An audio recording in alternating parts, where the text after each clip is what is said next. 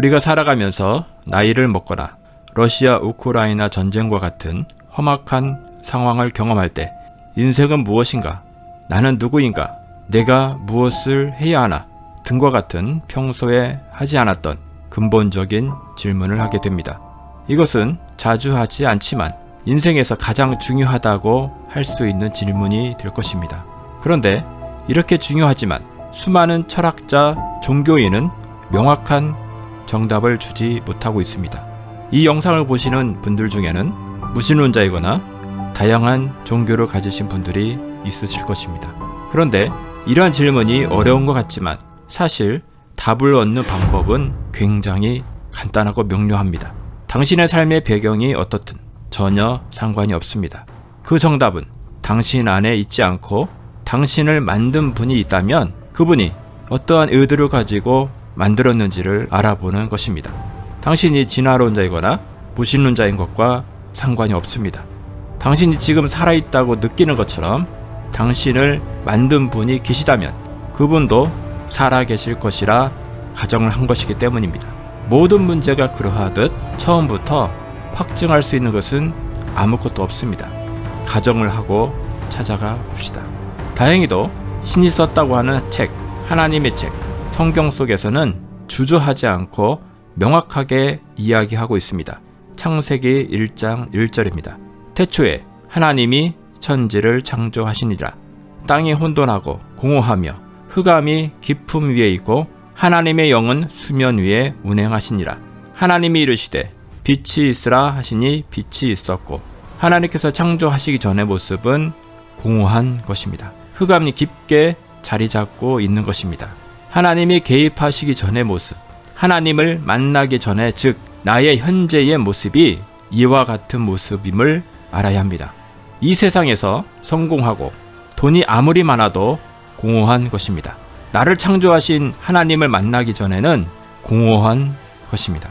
그러면 하나님을 나를 뭐라 하시는가?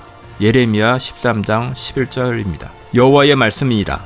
띠가 사람의 허리에 속함같이 내가 이스라엘 온 집과 유다 온 집으로 내게 속하게 하여 그들로 내 백성이 되게 하며 내 이름과 명예와 영광이 되게 하려 하였으나 그들이 듣지 아니하였느니라. 하나님은 우리가 하나님의 이름이 되게 하시길 원하십니다. 하나님은 우리가 하나님의 명예가 되게 하시길 원하십니다. 하나님은 우리가 하나님의 영광이 되게 하시길 원하십니다.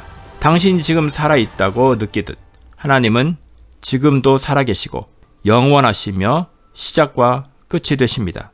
내가 누구인가를 깨달았다면 하나님은 무엇을 하시길 원하실까요? 최초의 인류인 아담과 하와는 선악과를 먹음으로 죄를 지어 에덴 동산에서 쫓겨났지만 하나님께서는 동물의 희생을 통해 가죽으로 옷을 지어주셨습니다. 이를 통해 아담과 하와는 자신들을 구원할 메시아를 기다렸고 이스라엘 백성들은 지금까지도 메시아를 기다리고 있는 것입니다. 2000년 전에 로마가 통치하고 있던 이스라엘의 메시아는 오셨었죠.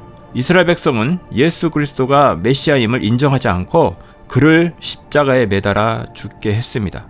그는 죽었고 말씀대로 3일 만에 부활하셨습니다. 그 부활은 예수 그리스도 혼자만 살겠다는 이기적인 부활이 아닙니다. 첫 열매라 하셨는데 그것은 두 번째, 세 번째 예수님이 가셨던 그 길을 가는 자들이 똑같이 부활한다는 것입니다.